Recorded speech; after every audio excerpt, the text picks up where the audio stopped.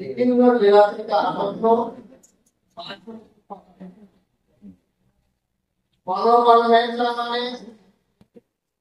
জনগণের মধ্যে থেকে হচ্ছে আমার দাবিকে আমার সামনে আনবো।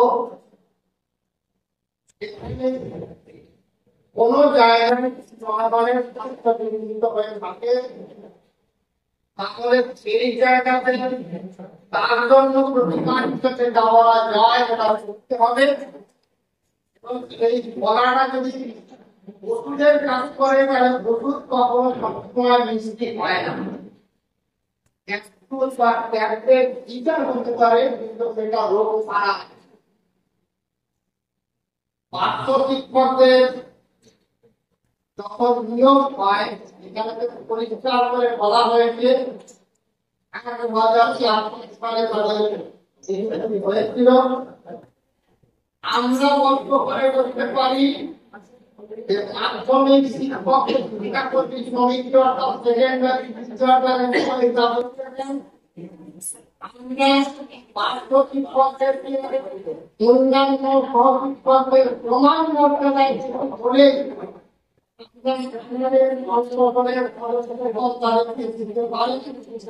আমরা তাদেরকে কোনো শ্রমিক সংগঠনের আওতায় রাখতে পারি না, কারণ আমরা মনে করি যে মর্যাদার আসনে তারা সমানভাবে অংশীদার।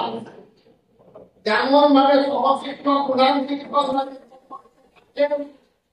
সংগঠনের মধ্যে পার্শ্ব শিক্ষকরা থাকে এবং এইটা তাদের মর্যাদার প্রশ্ন যে এখানে কোন শ্রমিক সংগঠনের মধ্যে যুক্ত করাটাকে আমি মনে করি যে এটা তাদের পক্ষের মর্যাদা হানিকর।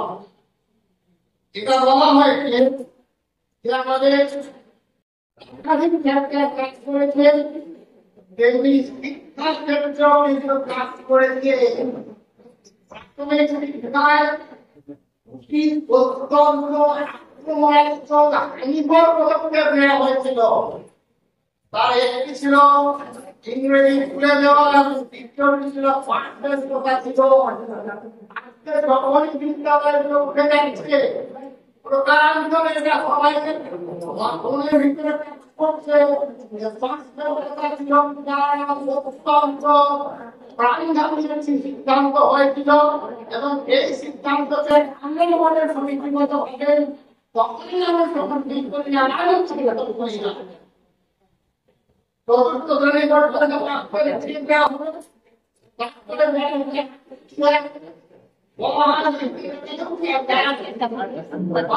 পাঠ করেছে পর্যন্ত পাঠ্য দেওয়া হলো। আজকে পাঠ্যের কথা থাকবে না, বিদ্যালয়ের মানবের কাছে এই দুটো কখনো একসঙ্গে যেতে পারে না, কোনদিন যায়নি যেতে পারে না।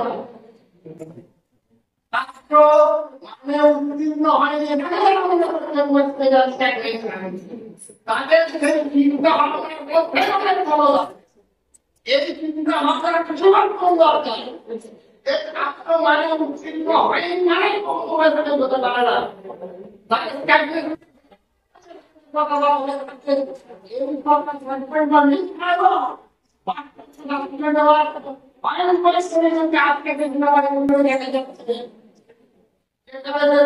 পড়বে না, পড়লেও পড়লেও পার কত ছাত্র নিয়ে বিদ্যালয়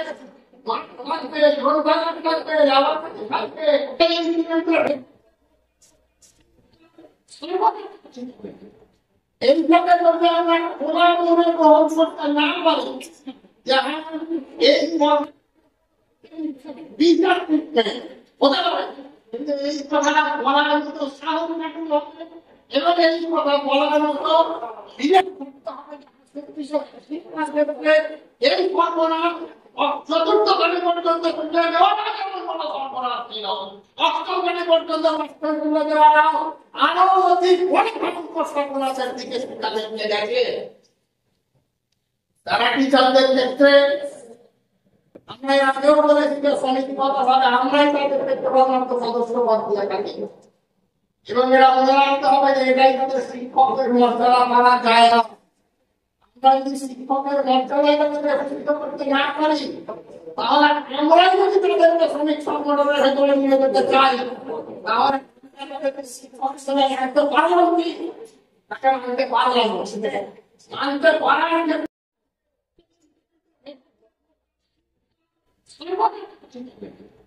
এই ব্লকের মধ্যে আমরা কোরআন গ্রহণ করতে না পারি এই বিচার ট্রিটমেন্ট হতে পারে, কিন্তু এই কথাটা বলার মতো সাহস রাখতে হবে এবং এই কথা এই সর্বনাশ চতুর্থ শ্রেণী পর্যন্ত তুলে দেওয়াটা যেমন কোনো সর্বনাশ ছিল, অষ্টম শ্রেণী পর্যন্ত মাস্টারগুলো দেওয়া আরো অধিক অনেক সর্বনাশের দিকে তাদের নিয়ে গেছে। তারা টিচারদের ক্ষেত্রে আমরা আগেও বলেছি যে সমিতিগতভাবে আমরাই তাদেরকে কেবলমাত্র সদস্য পদ দিয়ে থাকি এবং এরা মনে রাখতে হবে যে এটাই তাদের শিক্ষকের মর্যাদা মানা যায় না। আমরা যদি শিক্ষকের মর্যাদায় তাদেরকে প্রতিষ্ঠিত করতে না পারি তাহলে আমরাই যদি তাদেরকে শ্রমিক সংগঠনের ভেতরে নিয়ে যেতে চাই তাহলে আমরা তাদেরকে শিক্ষক হিসেবে মানতে পারলাম কি তাকে মানতে পারলাম মানতে পারার ক্ষেত্রে তাকে আগে মনে করে তারা কিন্তু শিক্ষকের মর্যাদা পেলে শিক্ষকের মর্যাদা সবার ভেতর দিয়ে তাদের বাকি জাতি আদায় করার জায়গা করা যাবে।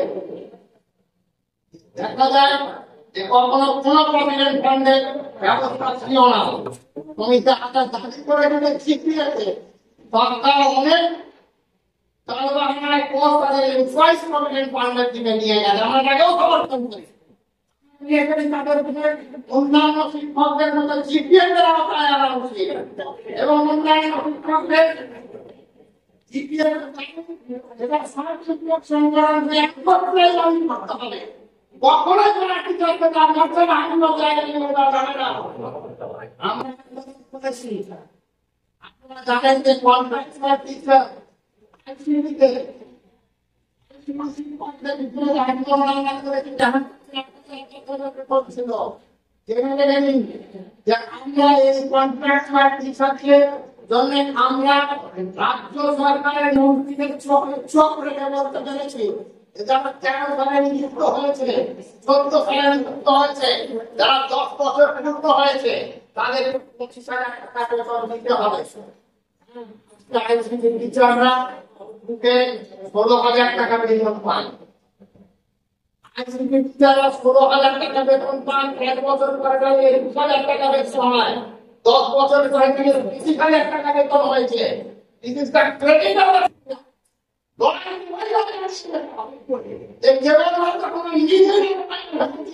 না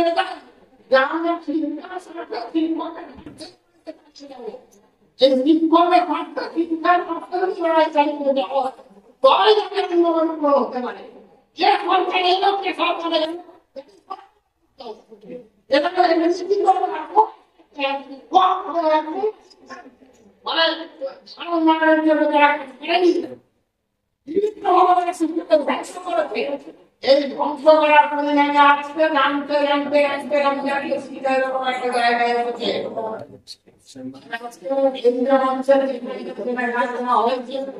আপনাদের বিভিন্ন অনেক শিকার হয়েছে, অনেক আন্দোলন মানে যৌথ সিদ্ধান্ত যৌথ আন্দোলন মানে যৌথ সিদ্ধান্তের ভিত্তিতে নিতে হবে। এখানে কোনো পৃষ্ঠপোষক নিয়ে কিছু এটা কখনো চলতে পারে না। হতে পারে কোনো একটা সংগঠনের সদস্যতা কম, কিন্তু তার আন্দোলনের জোর, আন্দোলনের ইতিহাস, আন্দোলনের মানসিকতা, এটাকে মূল বিষয় হিসাবে দেখতে হবে।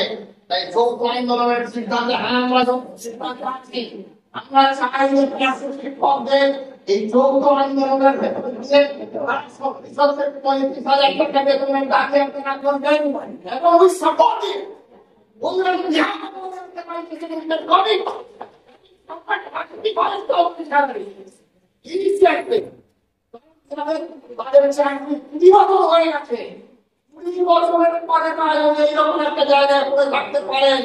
এটা আন্দোলনের অভাবের মধ্যে হয়েছে।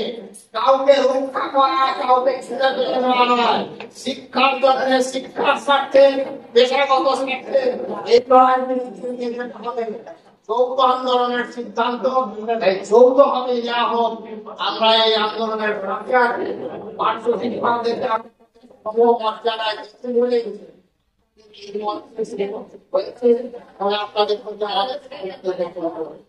আপনাদের কামনা করে যেহেতু আমরা আমাদের সবাই আন্দোলন করার জন্য আপনাদের নিজের আন্দোলন দেখতে দিচ্ছে, এই আন্দোলন সফল হতে যাচ্ছে।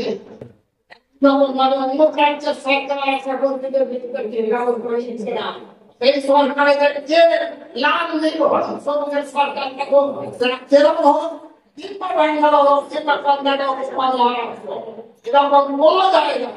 যেখানে যেখানে ইন্ধন পঞ্চনা চলছে তার বিরুদ্ধে লড়াই আন্দোলনের ভেতর তাকে আদায় করে ভিড় হয় না।